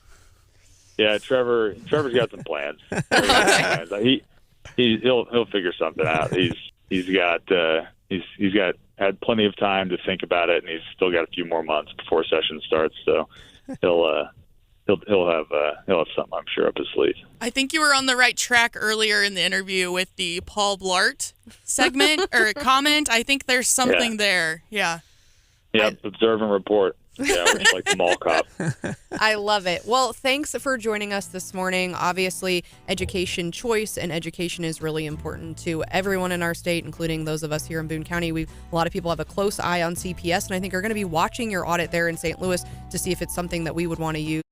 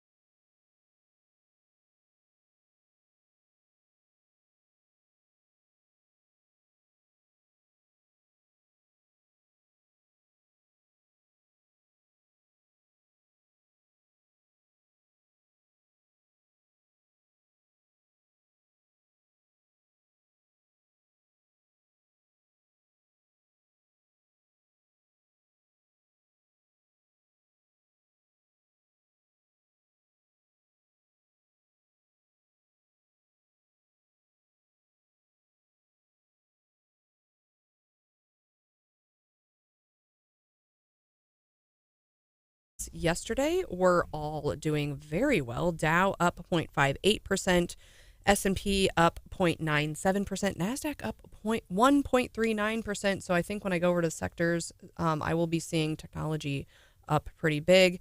And yeah, that's what was driving these gains. Consumer discretionary, technology, and communication services all up really big. Apparently the markets have the same feeling about AOC's speech as us. They are all in the red this morning. I don't really know what angry. That's about. She was angry, but again, she was fully on Team Biden last night. But yeah, the DNC will continue this week, and we'll see if the markets like that or not.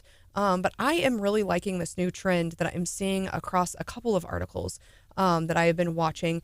And it's really, I mean, I don't want to go too in the details and get all public policy here, but it's Please don't. user fees. I mean, we talk a little bit about that when ultimately user pays. And I think that's the ultimate conservative principle.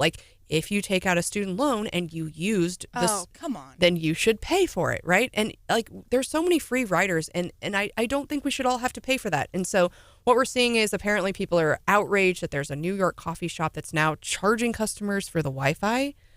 But I feel that way anyway. If I sit somewhere for too long, I'm like, okay, I got to order another coffee because otherwise I feel guilty.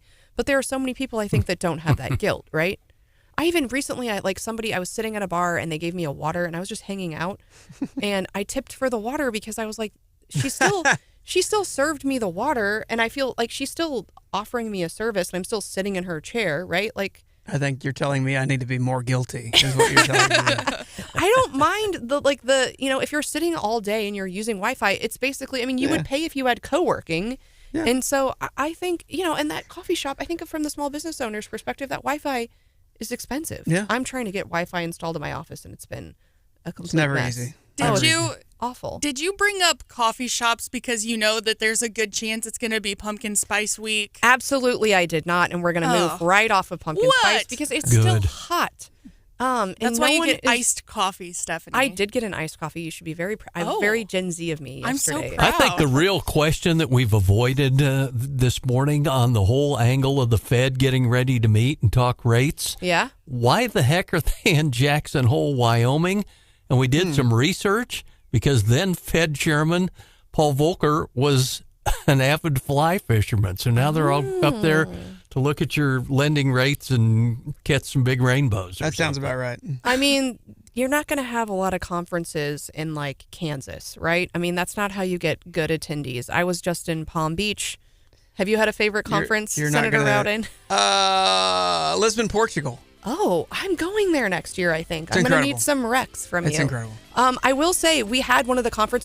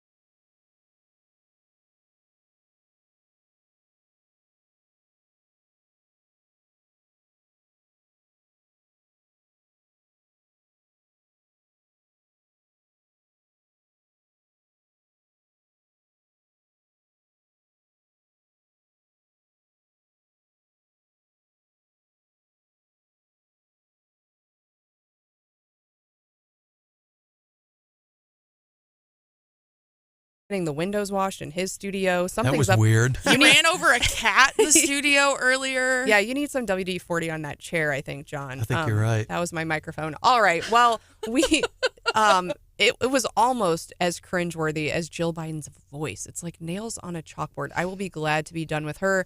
But they were trotting out all the big dogs last night, trying to. Everyone was saying a nice farewell to Joe.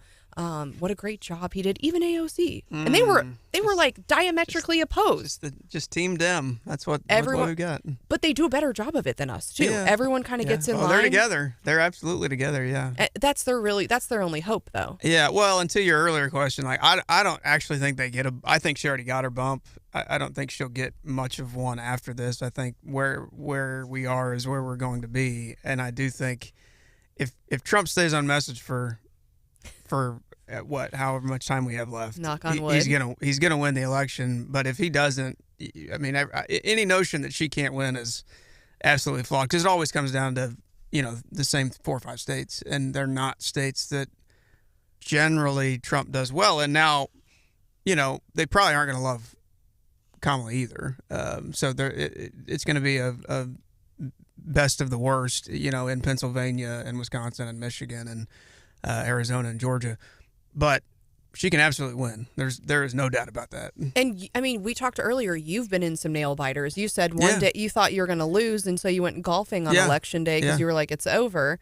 I mean, there are it's hard. I think it's hard for us to fathom in Missouri, because we are, at least in mid-Missouri, very red.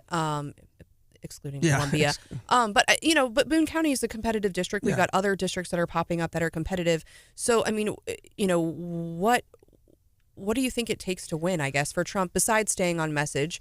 And then, being in a district that was a really competitive race. I mean, what are your thoughts on those competitive states? Anything other than money and staying on message, right? Like that in 2016 and 2020, I think I said this on Twitter a little while back. I have never, in my 2 Senate races in 2016 and 2020, and in 2020, everybody thought I was going to walk to re-election because I was the majority leader and had a whole bunch of money and blah, blah, blah.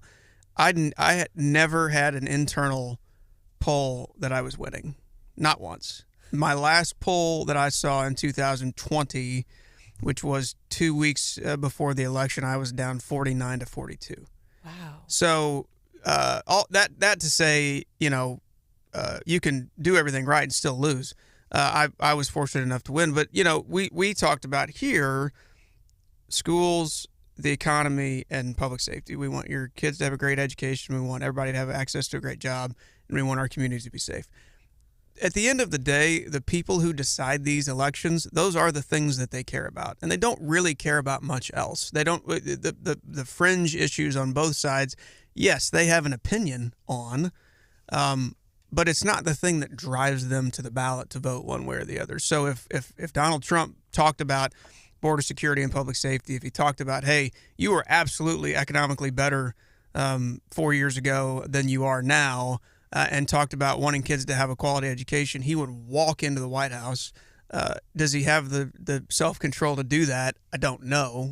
Time is going to tell. We're going to know in the next couple of months.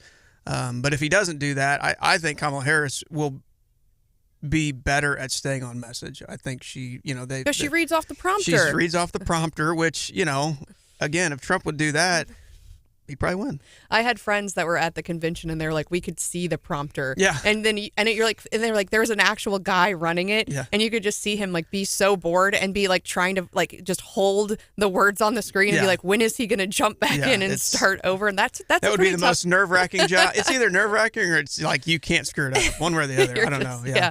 Well, I found this article from AP, and I wish they would update it. I think they ran it back in August, but they were talking about what are Americans Googling, and I thought that was really interesting. I thought maybe when we would go over, Hannah, why are you laughing at me? I thought when I would change. I'm not. No, nothing. I thought when I would change from United States to Missouri specific, it would change a little bit, but really not much.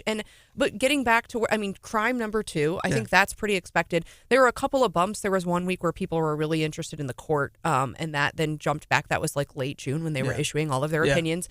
And then we see like a bump also, people looking at voter registration in early August when I think a lot of people were trying to get out. But for the most part, I I thought it was interesting. Social Security has really led the pack there, but I think maybe that has more to do with the economy and how people are feeling. And so it goes Social Security, crime, healthcare, unemployment, economy, which, I mean, really, when you're talking about Social Security and healthcare, it all, I think, it's I'm not all a matter Googling, of like, the dollars that you have and how far they go. And That's it. And how can I, pay for these things that are hugely expensive, especially for families. And President Trump has the advantage of even in polls that are skewed a little bit to the left, people still have a better opinion of him generally, and the Republican Party generally, on the economy. So if he takes advantage of that and stays on that message, again, nobody can say they're better off with inflation, better off than they were, right? At least as far as the pocketbook goes, with very few exceptions. So, it's going to be an interesting election. Somebody's going to stay on message, and one of them's going to win. But I mean,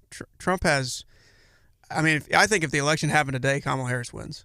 Really? Yeah, I do. Just because it's the same 5 states. It's the and for the moment, she's in the middle of the bump, and I think that'll resolve itself a little bit. But if he doesn't stay where he needs to stay, she's gonna be the next president of the United States. Well, and apparently she's all over TikTok. I don't know what kind of TikTok Hannah's watching. She's not on my TikTok, but apparently Hannah says like every other video on her TikTok is Kamala, and she's paying influencers to be at the DNC to then which is push so it. smart. It is smart. I think it's smart. I mean, if you're trying to appeal to the younger voters, especially when you know that those younger voters aren't super excited to vote for Trump. Yeah.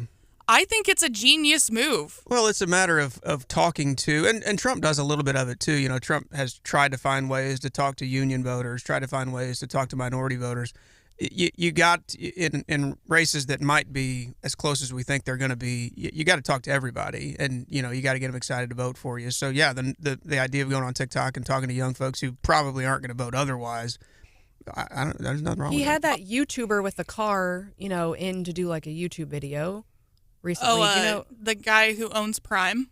No, not the Paul brothers. The other, he was like a really young kid. I'd never heard of him, but apparently he was like really famous on YouTube. So I think Trump's trying, but like that does nothing for me. And I think that's another interesting question. Having gone through a lot of election cycles, I think we are coming to a place, and I saw it, I think, a little bit in this primary season, of like, how do you reach people these days?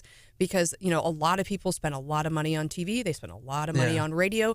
Some people some people didn't do signs at all. A lot of people had a lot of signs. Some people did. We got how many text messages? And Mike Carter. I still never got any until about 2 days before the election. Carter called me on every holiday to wish me a happy whatever. My birthday's coming up. I'm hoping he still cares. I'm hoping he still cares about me and calls me on my birthday. But I mean, so it's the plan today would have to be different from when you first ran. Yeah, it's still I think the governor primary was pretty indicative of what to do and what not to do. And I agree. I've had this conversation with a bunch of political folks. I don't know how you move the needle much anymore because people are so incredibly entrenched where they are. And when commercials come on TV, they just hit mute and go to the other, or they don't watch TV at all. But presumably Governor Kehoe, he just did everything, right? And he had the luxury of having enough money to be able to do everything. But I think the one surefire way to reach voters wherever they are is just to be where they are. But that is expensive. And I still don't know that there's any shortcuts to that. I mean, every once in a while you strike lightning in a bottle, and Bill Eigel, who, like I said, who I've served with for 8 years, he ran a much better campaign than I ever thought he would. And obviously finishing ahead of Secretary Ashcroft was a big accomplishment for him. But yeah, it's tough to reach voters, and they're either going to there's a pendulum moment happening, and it probably will break one way or the other after President Trump is not as engaged as he is now, and you kind of either go back to the normal, which was George W. Bush type communication, or this is the new normal, and I don't actually know where it's going. Well, and Kamala Harris and Tim Walz, they're trying really hard to put out these videos on social media that make them seem relatable and not these big time politicians, but just, I think they're using the word, coach for Walz, like Coach Walz, everybody knows a guy like him. He's real relatable. but they're doing these sort of videos that are designed to look like they're not scripted. Yeah, but they've been busted. Yeah, They've been busted twice now. He's goofier than a pet coon. Yes. But They've been busted twice now. Like, there was one clip from inside a convenience store where they're, like, on the road and looking for snacks, and, Kamala gets handed some Doritos. Yeah. And then yesterday some news came out that they were in Pittsburgh, I believe, and they kicked some diners out of a restaurant so that they could bus in, like, normal. a bunch of paid extras. Oh my gosh. To be in this video of them at this restaurant that, again, is supposed to feel like it's off the cuff and natural. Yeah, and I heard that audio from when he was, like, talking to her about tacos, and he was like, I only use black pepper on tacos. And you're like, what? You're a freak. Yeah, that's, Like, and that is the one draw to President Trump is, like him or not, like, he is who he is, right? And I'm pretty sure he's probably never kicked anybody out of a diner. He probably would go in there and talk to him, right? Well, and he's the king of off the cuff. That is a big attractive element for him, no doubt. and he doesn't need scripts. Everything No. that rolls around in Yeah, his no, he's head just gonna comes say it straight all. out of his mouth. Yeah, that's Sometimes he probably should use a script. Maybe. Senator, to get a little off topic, once and for all, when the elections are all over, all the way from president to Missouri governor and all, and the Missouri Senate returns in 2025, I think a big question with all the coverage we've done the past few sessions about what happens with the folks you one day called swamp creatures, the Freedom Caucus, and who's going to be left when the smoke clears. Yeah, I don't know for sure. I mean, I think there's ways to. I think there will still be a Freedom Caucus, and am not inherently opposed to the idea of a Freedom Caucus. I'd rather just be Republicans, but it's not about the presence of the entity. It's about how crazy the people that make up the entity want to be, and are they interested in governing and getting the things done, or are they interested in just making the quote unquote rhinos look bad? I don't know. I mean, I think, like I said earlier, I think the exit of myself and Senator Eigel and Senator Hoskins makes a difference. What kind of a difference it makes, I don't know. I think the entrance of Governor Kehoe probably creates a dynamic where most everybody in the Republican Party's first default position is to govern, right?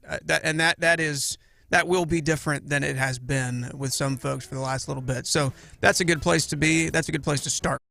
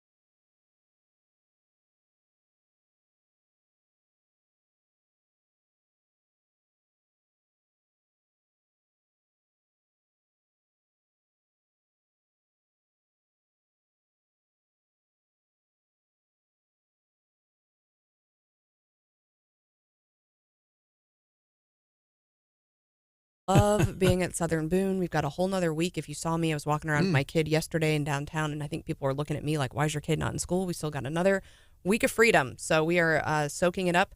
If you are around, of course, we have the rodeo this weekend in Ashland. It's going to be a very good time. But if you are around on Saturday, we encourage you to gear up for grades. We're having our school supply drive. Hannah will be there. Where are you going to be at, Hannah? Oh, this week we'll be at the West Broadway location of Hy-Vee. We'll be set up there at the front door, so you can't really miss us. We're collecting school supply donations, and all that information is linked on the website if you need ideas for things that you could donate, or if you want to just donate some dollars, and we'll do the shopping for you. You can do that as well. Love it. John, what's on your leftover plate? This one is especially for you. Utility work in downtown Jefferson City will require some lane closures for Stephanie at the intersection of Monroe Street and East McCarty.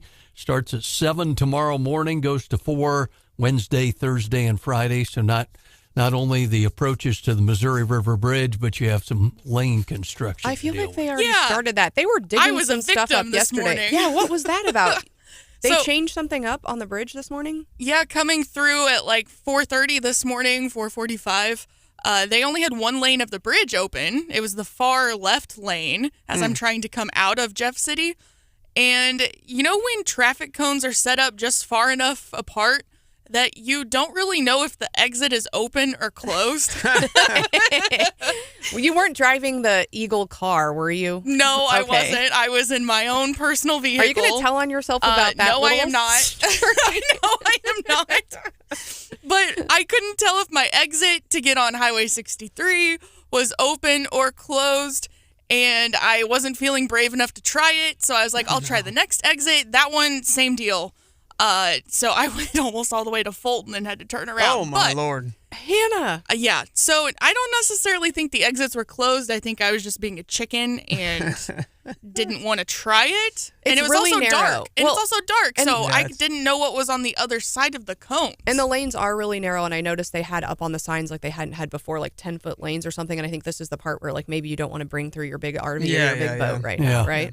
Ooh. Okay, that's ongoing. I've been personally victimized. And Caleb is going to be so excited that he is long gone from the Senate when all that stuff starts around Boone County, and people are like, "Oh yeah, I really want the I-70 improvements, but I really don't want to have to live through it." Yeah, we drove.